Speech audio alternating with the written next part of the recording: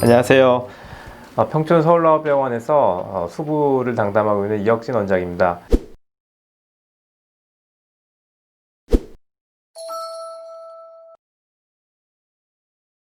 척골 충돌 증후군이라는 병은 손목에 뼈가 크게 두 가지가 있는데요. 이쪽에 크게 보이는 뼈를 요골이라고 얘기를 하고요. 이쪽에 작은 뼈를 척골이라고 얘기합니다. 그래서 이 작은 뼈가 길어서 위쪽 손목뼈랑 부딪혀서 증상이 나타난 그 병을 척골 충돌 증후군이라고 얘기를 하는데요. 척골이라는 거는 손목에서 이제 중요한 역할을 하는 뼈 중에 하나입니다. 회전을 할 수가 있고 앞뒤로 움직일 수 있게 할 때 중요한 역할을 하는 뼈 중에 하나인데, 특히 손을 쓰거나 힘을 줄 때 힘의 전달을 이 뼈와 이 뼈, 큰 뼈와 작은 뼈 두 개가 다 이제 전달을 맡게 되는데요.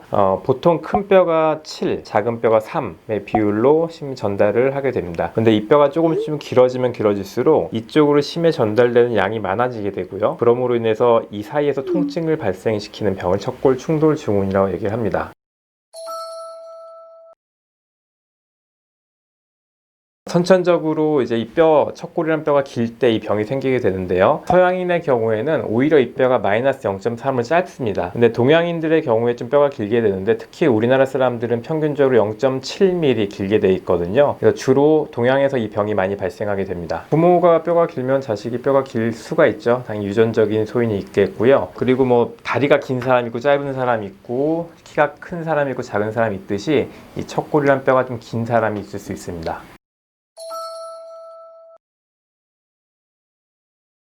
새끼손가락 쪽에 척골이 위치하기 때문에 주로 손목 이쪽, 새끼손가락 쪽 손목 통증이 오게 되는데요. 특징적으로 손목을 이렇게 꺾을 때 부딪히기 때문에 통증이 오게 되고요.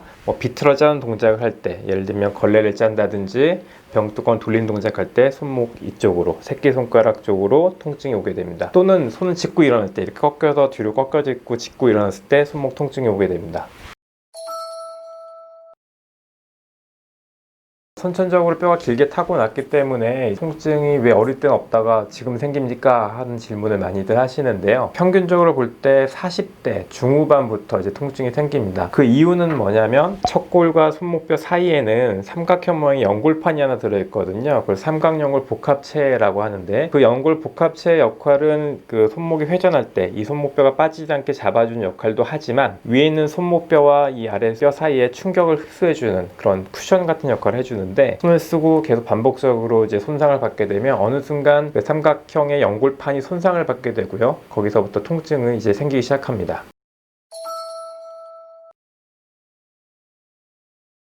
가장 흔한 것 중에 하나는 손을 갑자기 써서 아픈 것도 있지만, 넘어져서 손을 짚고 넘어졌을 때, 자전거 같이 이런 동작, 뒤로 꺾인 동작을 좀 오래 장시간 하고 나서 통증을 이제 호소해서 오시는 분들이 많은데요. 첫 번째는 손을 좀 덜 쓰는 게 첫 번째입니다. 덜 쓰게 하기 위해서 손목 보호대를 해서 고정을 하게 되고, 약물 치료로 염증을 가라앉히게 하고요. 초기에 이제 그 화끈화끈거리거나 열감이 있거나 그런 급성기 통증이 있는 경우에는 냉각 치료, 차가운 치료를 하게 되는데, 그 후에는 따뜻한 찜질을 해서 좀 염증 가라앉히게 하고요. 그래도 통증이 좋아지지 않는 경우는 주사 치료를 하게 되고, 마지막으로는 수술적 치료를 하게 됩니다.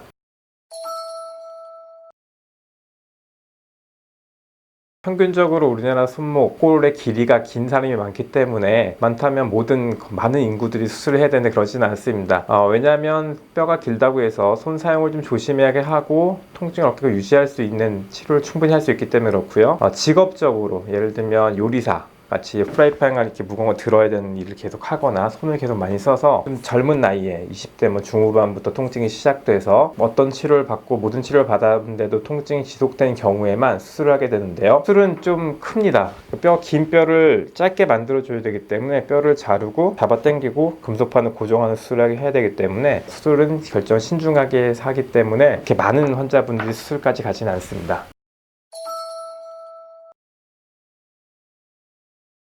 일단 첫 번째로 이 병인지 진단을 정확히 하는 게 제일 중요하거든요. 손목 척골 쪽으로는 여러 구조물들이 있기 때문에 심줄에 문제가 있는 건지, 아니면 지금 상방연골 복합체라는 그 연골판에 손상이 있어서 그런 건지, 아니면 손목뼈가 정말 길어서 아픈 건지, 그런 여러 가지 병들이 있기 때문에 그 중에 정말 이 병이 맞는지 정확하게 진단하는 게 가장 첫 번째고요. 그리고 두 번째 치료는 일단은 무조건 보존적 치료를 오래 하면서 손 좀 아껴 쓰게 하고요. 특히 손등이 위로 가서 힘을 주는 동작을 하게 되면, 손목을 보시고 손등을 위로 가게 해서 힘을 줘 보시면 이 밖에 튀어나온 뼈가 이제 척골이라는 뼈인데 되게 도드라지게 보이거든요. 이 상태가 이제 뼈가 제일 상대적으로 길어진 상태고, 이때 손을 쓰면 통증이 오기 때문에 손등이 위로 가서 힘을 주지 말라고 일단 가르쳐 드리고요. 특히 컴퓨터 하는 작업들은 이런 동작을 하게 되죠. 그러니까 손목이 이렇게 꺾이게 되는 동작을 하게 되면 오히려 부딪혀서 아프기 때문에 항상 그 손목 아래쪽을 받쳐서 이렇게 밑으로 처진 상태에서 보드나 컴퓨터를 하게 하고요. 특히 마우스를 할 때 손목이 되게 아픕니다. 아픈 경우가 많거든요. 특히 척골 충돌 중일 때 특히 오른쪽 손목 마우스 때문에 많이 아파하시는 분들이 많아서 마우스를 세워진 마우스로, 그러니까 이런 마우스 말고 세워진 마우스가 있거든요. 그런 걸 또 바꿔서 한번 사용하게 합니다. 그런 식으로 이제 충분하게 생활 습관도 바꾸고 보존적 치료도 하고, 그러다 보면 대부분 증상이 아팠다 안 아팠다 반복을 하게 되거든요. 그래서 아픈 기간은 최소한 짧게 하는 게 치료의 목표라고 할 수 있겠습니다.